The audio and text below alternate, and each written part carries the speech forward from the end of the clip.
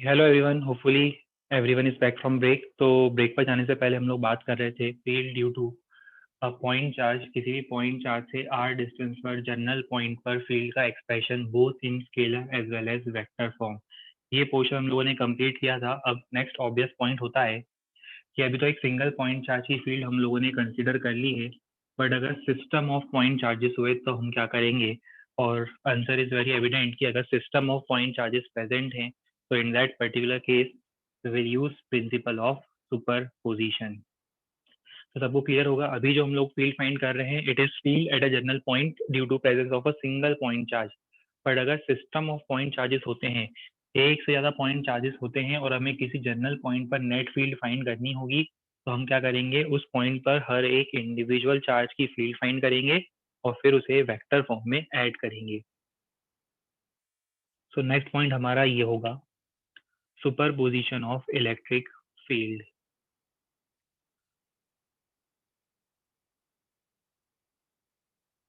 Summation हम कैसा करेंगे, एल्जेब्रिक समेशन नहीं होगा, summation will be vector in nature. Vector summation हमें करना है।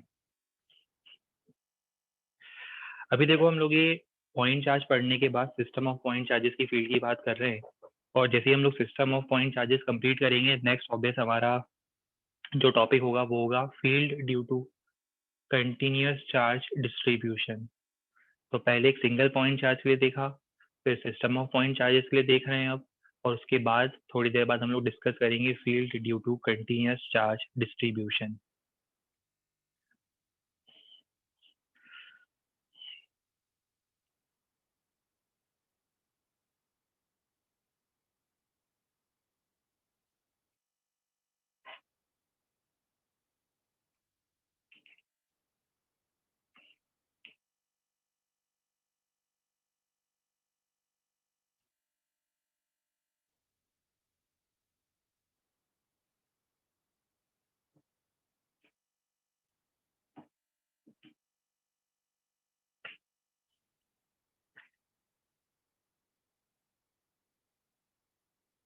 इसे नोट कर लो। अभी ऑलरेडी डिस्कस कर चुके थे, इसे नोट करना है। नोट करने के लिए हमने आपको टाइम दिया है। Superposition of electric field.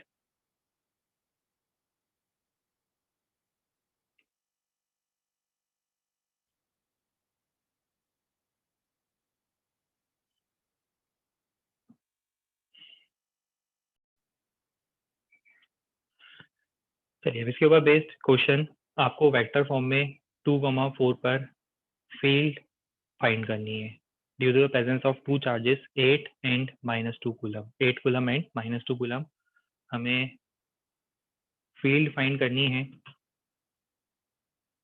At point 2,4। इसमें चेंज कर देना, फाइंड फील्ड एट, इसको रिमूव कर देना, फाइंड फील्ड एट पॉइंट 2,4।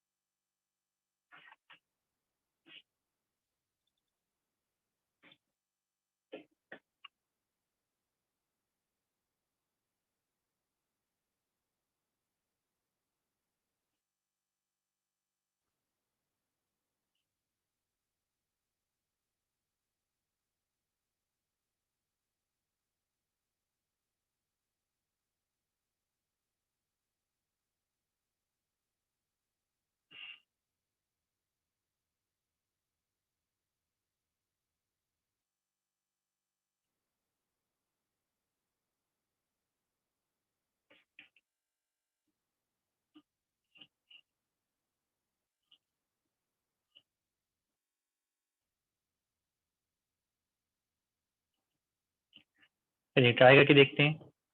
हमें फाइंड करना है फील्ड एट 2,4।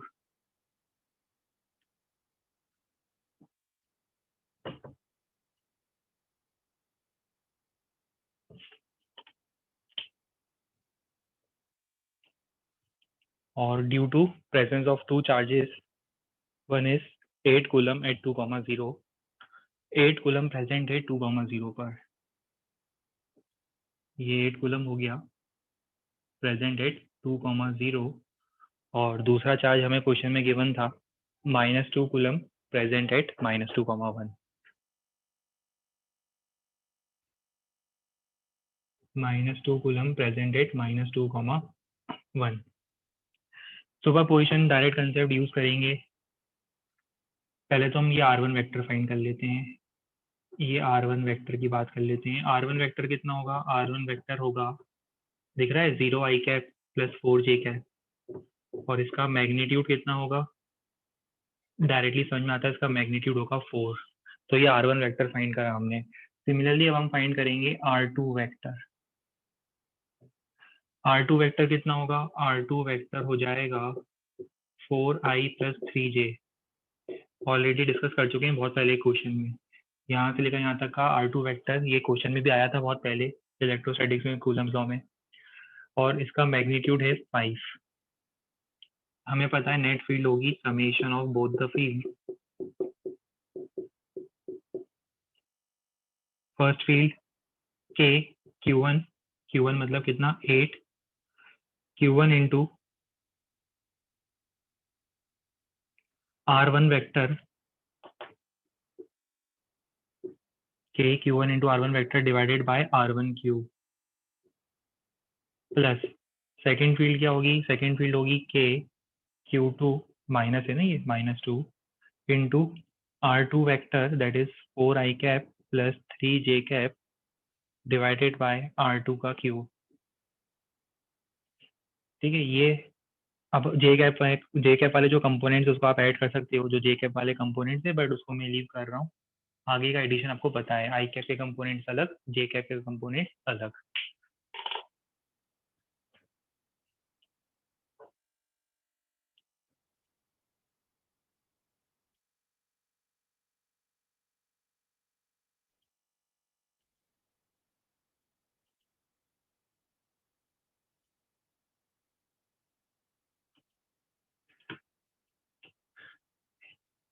ठीक है, अब इसके बाद देखो एक जनरल फील्ड लाइन का जो डायग्राम होता है, ऑल्दो हम लोग आगे फील्ड लाइंस और उनकी प्रॉपर्टीज को डिटेल में भी पढ़ेंगे, प्रॉपर्टीज ऑफ कंडक्टर और फील्ड लाइंस, ये अलग से हमारे एक टॉपिक भी होगा इसी में इलेक्ट्रोस्टैटिक्स में।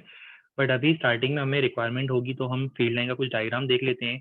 तो अगर पॉजिटिव चार्ज, सिर्फ और सिर्फ इंडिपेंडेंट पॉजिटिव पॉइंट चार्ज है तो उसकी फील्ड लाइन कैसी होगी? Radially outward. First diagram, field due to positive point charge, it is radially outwards. Negative charge के कारण होगी रेडियली इनवर्ड्स। और आपको पता है कि अगर एक पॉजिटिव पॉइंट चार्ज है और एक नेगेटिव पॉइंट चार्ज है तो पॉजिटिव चार्ज से एग्जिट करेगी और नेगेटिव चार्ज पर टर्मिनेट करेगी। और अगर दो पॉजिटिव चार्जेस हुए या दो नेगेटिव चार्जेस हुए फॉर दैट मैटर, तो फील्ड लाइन का कुछ शेप इस टाइप का फॉर्म होगा।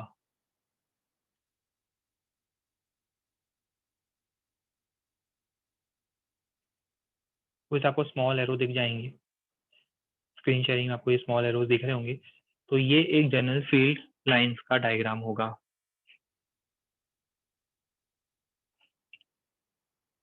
इसे अलग से एक पॉइंट में नोट कर लो।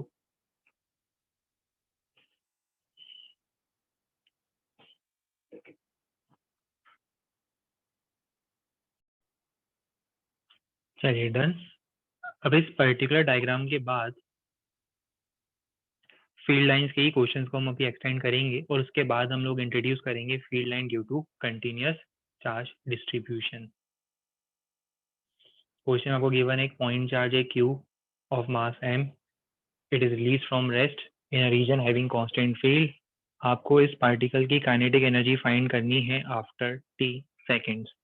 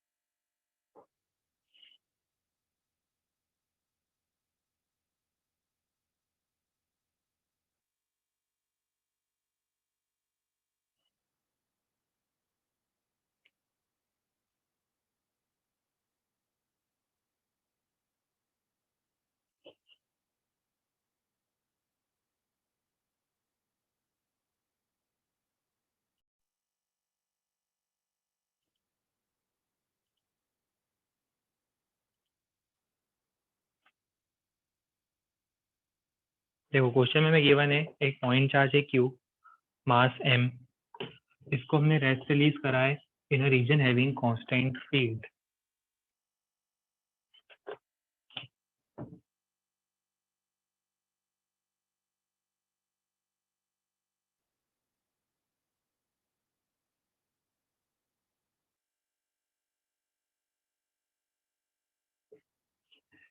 तो एक रीजन है जिसमें फील्ड प्रेजेंट है E, और यहाँ पर हम लोग एक पॉइंट चार्ज Q मास m को रिलीज कर रहे हैं फ्रॉम रेस्ट।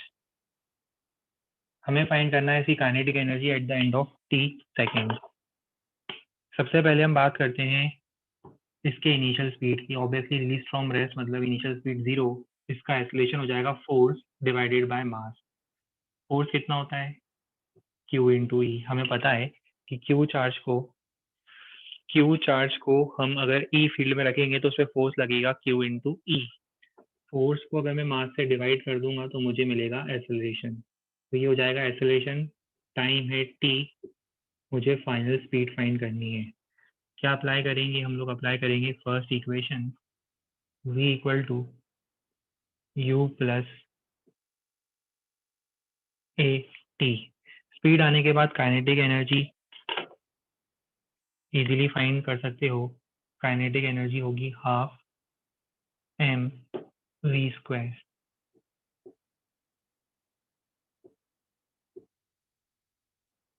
ठीक है, एक्सप्रेशन हो जाएगा q square e square T square by 2m।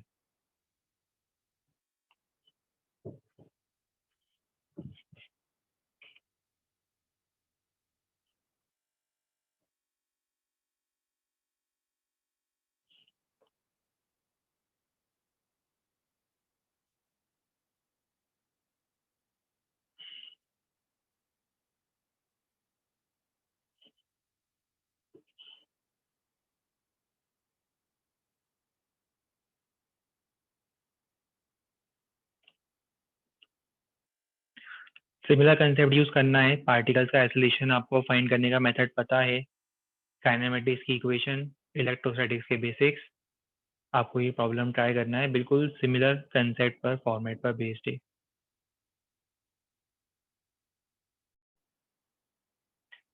देखो इसका आंसर आना चाहिए root of capital M by small m। Problem भी अब डिस्कस करके देख लेते हैं। इलेक्ट्रॉन का मास है स्मॉल m और यूनिफॉर्म इलेक्ट्रिक फील्ड में टाइम t में वो मूव करता है।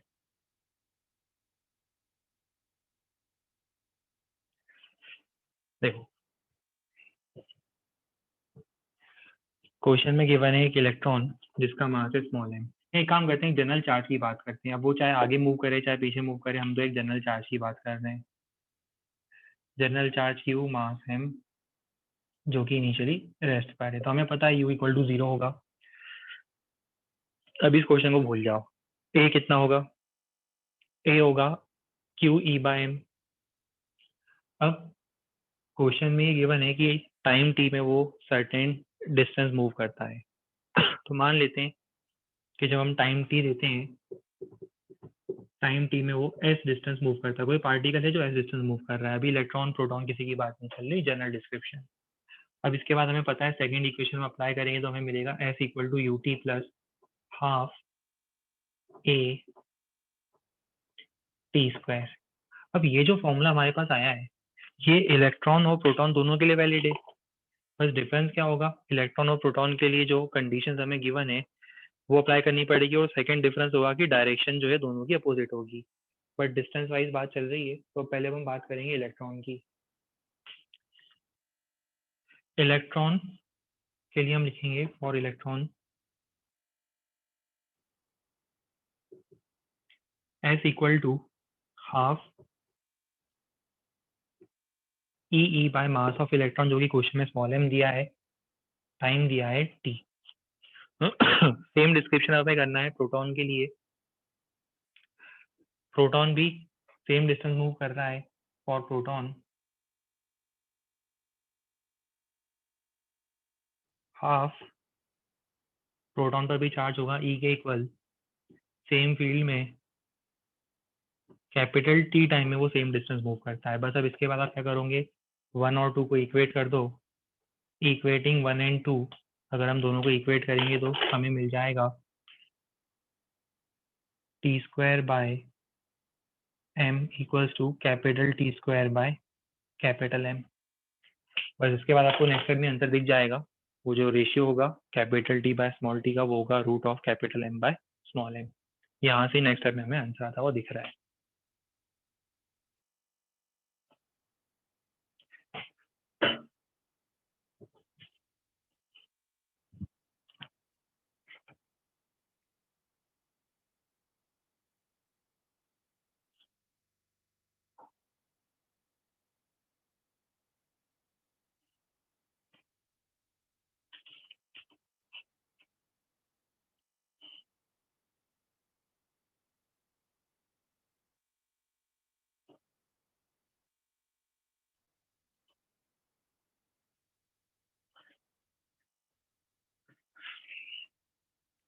अभी तो डायरेक्ट है, स्ट्रिंग में टेंशन ऐसे ही बता दो कितना आना चाहिए स्ट्रिंग में टेंशन।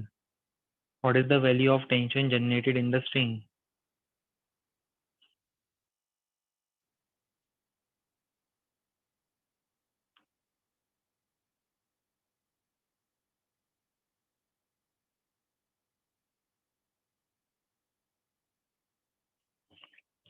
सिंपल सा क्वेश्चन है, इसका फ्री बॉडी डायग्राम बनाओ। सबसे पहला फोर्स इस पे क्या लगेगा, फ्री बॉडी डायग्राम में, इस पार्टिकल के फ्री बॉडी डायग्राम में सबसे पहला फोर्स लगेगा mg डाउनवर्ड्स।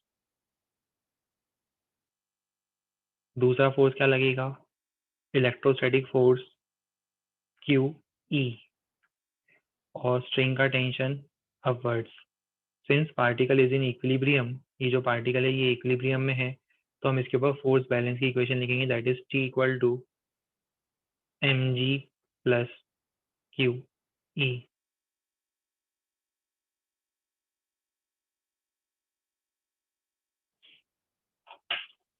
ये फाइनल रिजल्ट हो जाएगा।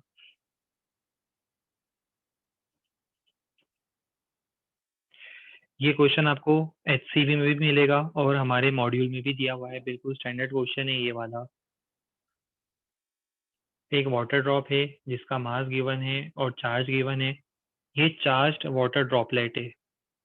ये कैसा वाटर ड्रॉपलेट है, ये है चार्ज्ड वाटर ड्रॉपलेट, और ये रूम में सस्पेंडेड है due to the presence of electric field. तो हमें फाइंड करना है what is the magnitude and direction of electric field present in the room.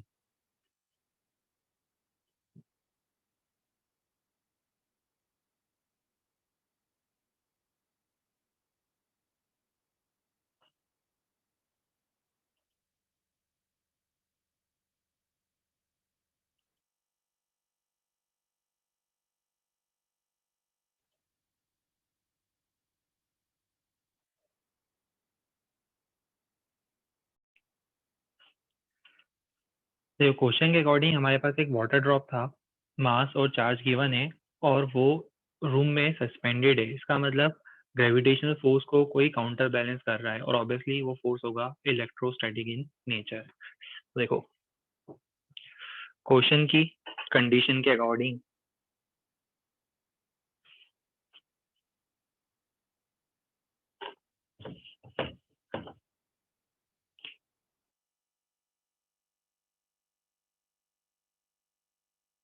Suppose इस रूम में एक charge water droplet mid air में सस्पेंडेड है। तो सबसे पहला फोर्स हमें पता है इस पे बाय डिफॉल्ट, अगर कोई ऑब्जर्वर इसे ऑब्जर्व करेगा, सबसे पहला फोर्स लगेगा ग्रेविटेशनल फोर्स। अब ये तो नीचे फॉल कर जाएगा, इसे रोकने के लिए अपोजिट डायरेक्शन में इलेक्ट्रोस्टैटिक फोर्स रिक्वायर्ड होगा। और इसके इक्विलिब्रियम की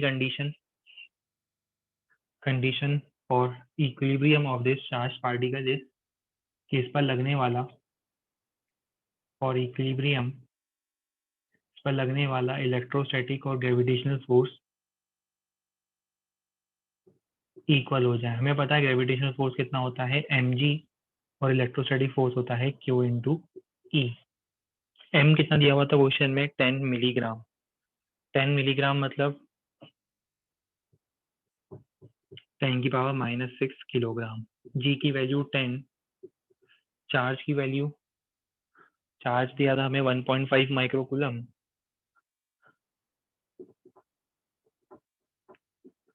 इंटू ई। अब यहाँ से आप ई की वैल्यू फाइंड कर सकते हो इजीली।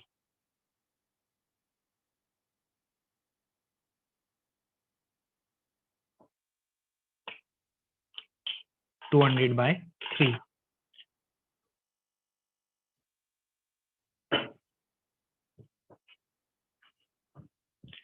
अच्छा, और फील्ड की डायरेक्शन कहाँ होगी? फील्ड की डायरेक्शन होगी अपवर्ड्स।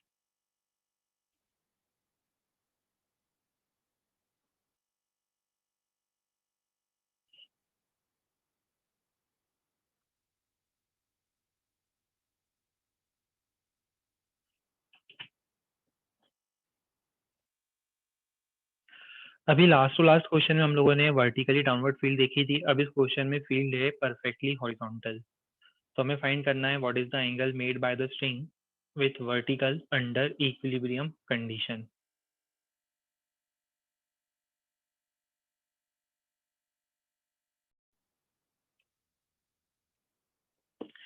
चलो ट्राई करके देखते हैं।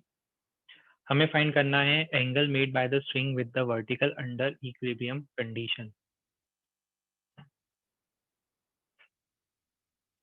देखो इनिशियल डायग्राम तो हमें गिवन है। अब इसके बाद हम इलेक्ट्रिक फील्ड ऑन कर देते हैं। तो ऑब्वियसली जो डायग्राम होगा वो कुछ इस टाइप का बनना चाहिए। ये वर्टिकल डायरेक्शन है और हम एक्सपेक्ट कर सकते हैं कि डायग्राम कुछ इस फॉर्म में दिखेगा हमें। अब जब इसका एफवीडी फॉर्म करेंगे, इस पे सबसे पहला फोर्स होगा mg, सेकेंड फोर्स होगा QE और थर्ड फोर्स होगा T। वही अप्रोच है जो आपने 11 में यूज किया है। इस एंगल को हम थीटा बोलेंगे। यहाँ से एक वर्टिकल लाइन ड्रॉ करेंगे और ये एंगल भी थीटा होगा। अब इस टेंशन के दो कंपोनेंट होंगे। वर्टिकल कंपोनेंट होगा टी कॉस थीटा। दिख रहा है हमें कि वर्टिकल कंपोनेंट होगा टी कॉस थीटा और वो टी कॉस थीटा बैलेंस करेगा mg को। तो टी कॉस थीटा शॉर्ट में लिख रहा हूँ, वो बैलेंस करेगा mg को। और एक्स डायरेक्शन में क्या लिखेंगे बताओ? टी साइन थीटा जो यहाँ लग रहा है वो बैलेंस करेगा क्यू ई को। बस डायरेक्टली डिवाइड कर दो, टेन थीटा मिल जाएगा हमें Q E by M G. Theta हो जाएगा tan inverse Q E by M G. तो देखो एंगल तो आ गया। अब इसके बाद इसमें एक और चीज़ होती है कि टेंशन की वैल्यू कैसे फाइंड करेंगे। टेंशन की वैल्यू कैसे फाइंड करेंगे? अगर फाइंड करना होगा तो फर्स्ट और सेकंड का स्क्वायर करके ऐड कर दो। तो t square sine square theta plus t square cos square theta हो जाएगा t square sine square theta plus cos square theta 1। Q square e square plus m square g square उसका root. वैसे भी दिख रहा था, ये देखो इन दोनों का रिजल्टेंट, इन दोनों वेक्टर्स का जो रिजल्टेंट होगा, इसको ऐसे भी कर सकते थे आप रियलाइज करके। इन दोनों वेक्टर्स का जो रिजल्टेंट है वो टी के अपोजिट होना चाहिए, तभी बैलेंस करेगा टी को। और इन दोनों का रिजल्टेंट कितना होगा? Root of A square plus B square. ठीक है, और यहाँ से भी आप थीटा फाइंड कर सकते थे। देखो tan theta equal to Q E by M G, यहाँ से भी दिख रहा है नीचे वाले डायग्राम से।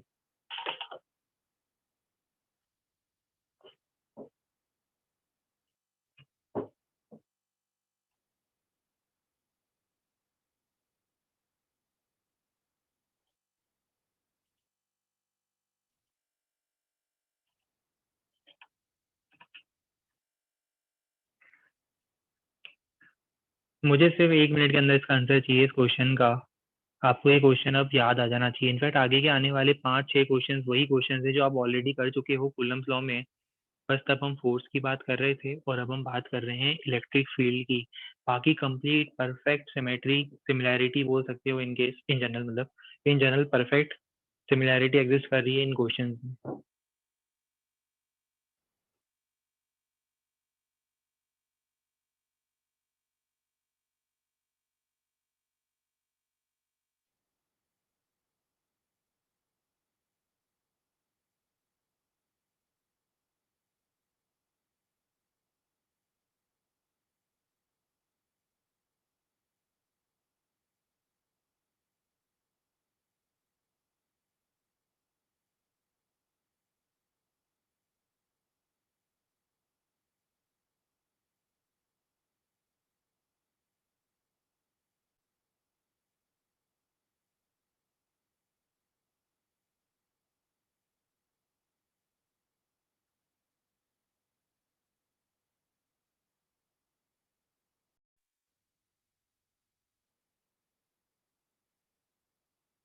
जल्दी बताओ आंसर क्या आने वाला है।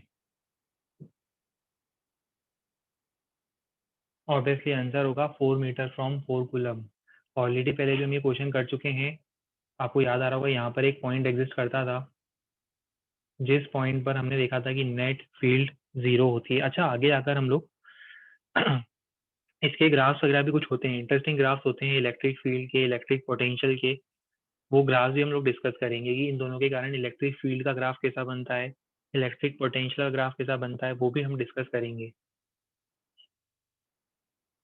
आपको याद आ रहा होगा, एक पॉइंट हम यहाँ पर कंसीडर करेंगे और इस पॉइंट पर यहाँ से हम मानेंगे डिस्टेंसेस r1, यहाँ से डिस्टेंसेस r2। आगे की स्टोरी आपको पता है, E1 की वैल्यू और E2 की वैल्यू को इक्वेट करना है। तो पहली इक्वेशन आएगी E1 इक्वल टू E2।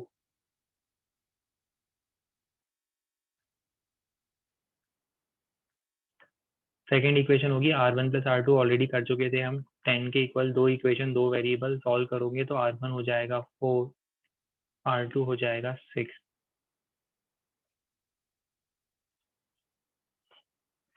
सिर्फ आंसर बताते जाओ, हार्डली 30 सेकेंड्स का टाइम फ्रेम लेना है, आंसर बताते जाना है।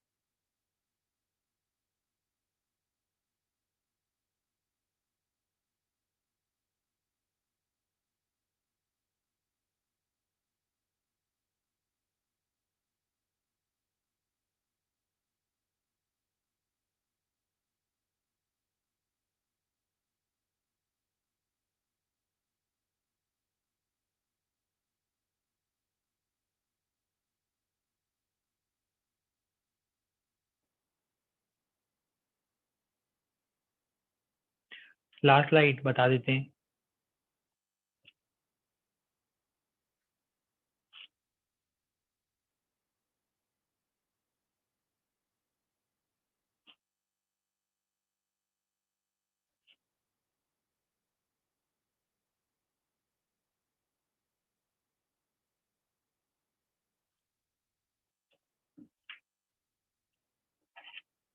बिल्कुल डायरेक्ट आंसर होगा। सबसे पहले इस पॉइंट पर, सॉरी, सबसे पहले इस पॉइंट पर हम फील्ड फाइंड करेंगे ड्यू टू ये वाला चार्ज जो क्यू दिख रहा है हमें। फील्ड होगी K Q by A square. Same field find करेंगे due to second charge, again field होगी K Q by A square. दोनों का वेक्टर रिजल्टेंट फाइंड करना है। दोनों का वेक्टर रिजल्टेंट कितना होगा, ई नेट। आपको याद होगा हमने इसका वेक्टर एडिशन किया था, √3 के Q by A square. Direction होगी वर्टिकली अपवर्ड्स।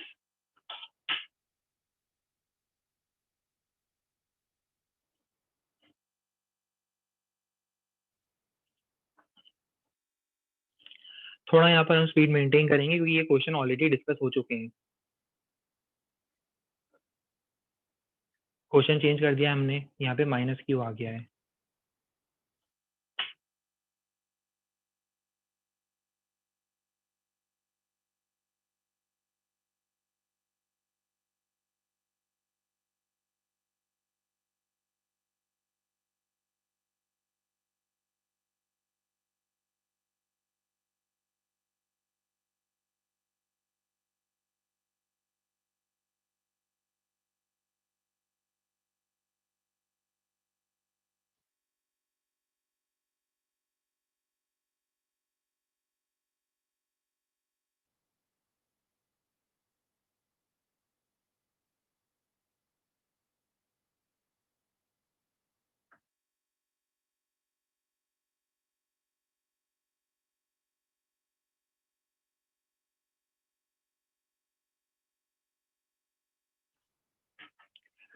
मेथड क्या यूज करेंगे, आंसर तो सबको पता है, अब मेथड भी पता है सबको। फर्स्ट चार्ज की फील्ड के Q by A square, second charge की फील्ड टुवर्ड्स नेगेटिव चार्ज के क्यू बाय ए स्क्वायर। दोनों वेक्टर्स के बीच में एंगल कितना होगा, 120 डिग्री।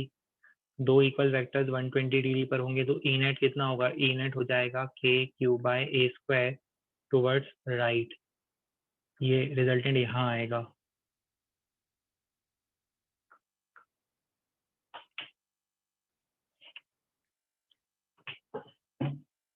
नोट मत करना क्वेश्चन, सिर्फ ऐसे ही आंसर बता दो डायरेक्टली। नोट नहीं करना है। Find electric field at point p at the centre of equilateral triangle of side length small a. क्या आंसर होगा हमारा? ऑब्वियसली 0। इक्विलेटरल ट्रायंगल के सेंटर पर नेट फील्ड 0 होगी, सिमेट्री। ये ट्राई करो।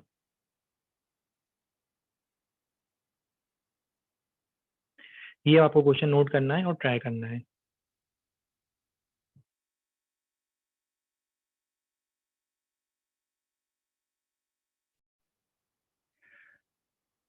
क्वेश्चन में हमें गिवन था 5 कूलम और -5 माइक्रोकूलम का, 5 माइक्रोकूलम -5 माइक्रोकूलम का अरेंजमेंट 8 मीटर के डिस्टेंस पर।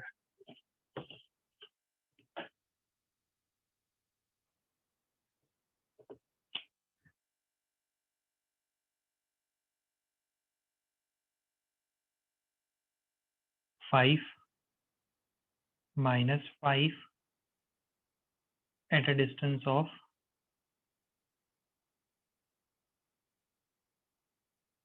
8 मीटर्स। अब आगे क्या लिखा था? हमें फील्ड इंटेंसिटी फाइंड करनी है at a distance of 3 metre on perpendicular bisector. यहाँ पर 3 मीटर पर, इस पॉइंट पे हमें फील्ड इंटेंसिटी फाइंड करनी है इसके परपेंडिकुलर बाइसेक्टर पर। तो सबसे पहली फील्ड तो किसकी होगी? 5 माइक्रोकूलम की। कहाँ होगी? रेडियली आउटवर्ड, ई लिख देते हैं। -5 की कहाँ होगी? -5 की होगी रेडियली इनवर्ड्स, ये भी ई हो जाएगी। मैं इस एंगल को थीटा एज्यूम कर रहा हूँ, ये एंगल थीटा है, ये एंगल भी थीटा होगा। नेट फील्ड क्या होगी? नेट फील्ड इस पॉइंट पर, इस पॉइंट पर नेट फील्ड कैसे फाइंड करोगे? इस पॉइंट पर नेट फील्ड होगी इन दोनों फील्ड का वेक्टर एडिशन। तो ये दोनों का वेक्टर एडिशन क्या होगा? E cos theta plus e cos theta, e net हो जाएगा 2e कॉस थीटा, जहाँ पे ई कितना होगा? ई होगा K Q by R square. E होगा K Q by R square into cos theta.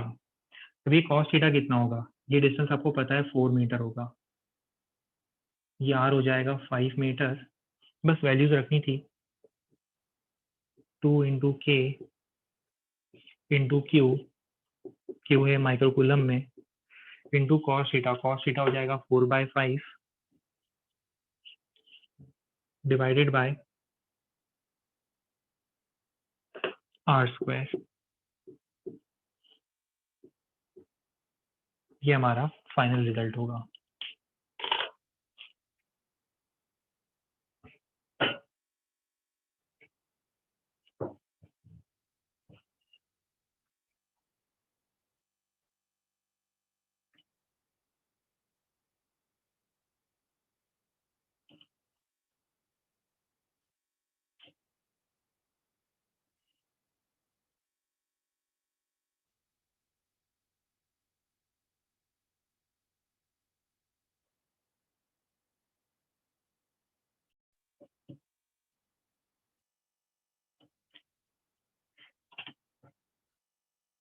Point C पर फील्ड ऑलरेडी आप लोग फाइंड कर चुके हो, फिर से एक बार जल्दी से ट्राई करके मुझे आंसर बता दो।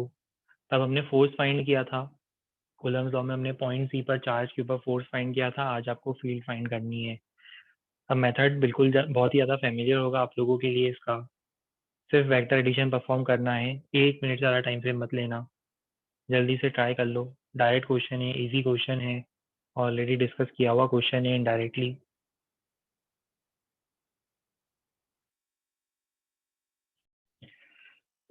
आंसर आप लोगों को पता है हमें क्या करना है। सबसे पहले हम लोग फील्ड फाइंड करेंगे पॉइंट सी पर due to charge Q, K Q by A square. Similarly field find करेंगे ड्यू टू बी, ऑलरेडी हो चुका था ये question, K Q by A square. फिर पॉइंट सी पर फील्ड फाइंड करेंगे due to diagonally opposite charge, और आपको पता है रिजल्ट क्या होगा, के क्यू बाय √2a का स्क्वायर, डायगनल की लेंथ। फिर इन तीनों का वेक्टर एडिशन करना है, परफॉर्म कर चुके थे इनका वेक्टर एडिशन हम लोग पहले। ई नेट आता है, ई नेट कितना आएगा, के Q square by A square √2 plus 1/2।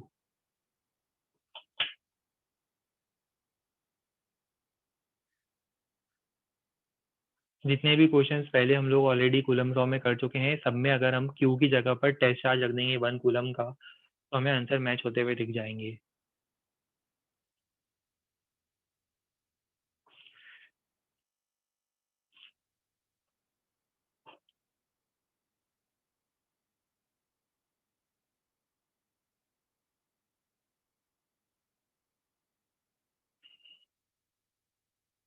देखो इस क्वेश्चन में मैं ये क्लैरिफाई कर दूं, क्वेश्चन में मैं ये क्लैरिफाई कर दूं कि जो यहाँ पर हमें फील्ड फाइंड करनी है वो कहाँ फाइंड करनी है, स्क्वायर के सेंटर से एक्स हाइट ऊपर। अब एक्स हाइट ऊपर का मतलब क्या होगा, इसके प्लेन के बाहर आना पड़ेगा हमें। ये इसका प्लेन है, इमेजिन करो स्क्रीन से बाहर आपकी तरफ, स्क्रीन से बाहर आपकी तरफ एक्स साइड ऊपर एक पॉइंट होगा और उस पॉइंट पर हमें फील्ड फाइंड करनी है। क्वेश्चन चला गया है ये 3 डायमेंशन में।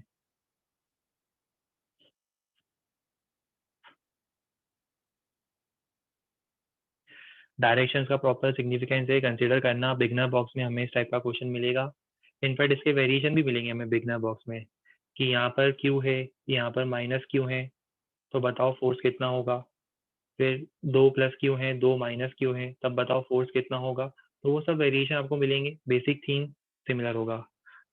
2 डायमेंशन में नहीं कर सकते इसको, 3 डायमेंशन का क्वेश्चन है ये। हमें यहाँ पर एक काम करो, जेड एक्सिस समझ लो इसको। ये देखो एक्स और वाई एक्सिस समझ में आती है सबको, ये एक्स और ये वाई एक्सिस होती है। ये ओरिजिन मान लो, एक्स और वाई एक्सिस, जेड एक्सिस की तरफ, जेड एक्सिस पर एक्स डिस्टेंस पर हमने एक पॉइंट है, वहां पे फील्ड की वैल्यू को फाइंड करना है। ये होमवर्क क्वेश्चन है, और इसके बाद नेक्स्ट टर्न पर हम लोग फील्ड के ही केसेस को एक्सटेंड करेंगे। Field due to infinitely long uniform wire, और field due to circular ring, और फील्ड ड्यू टू डिस्क। ये 3 डेरिवेशन हम लोग क्लास में डिस्कस करेंगे। ठीक है, चलिए यहाँ पर आज पॉज कर रहे हैं, आगे कंटिन्यू करेंगे नेक्स्ट टर्न पर। Good bye and take care.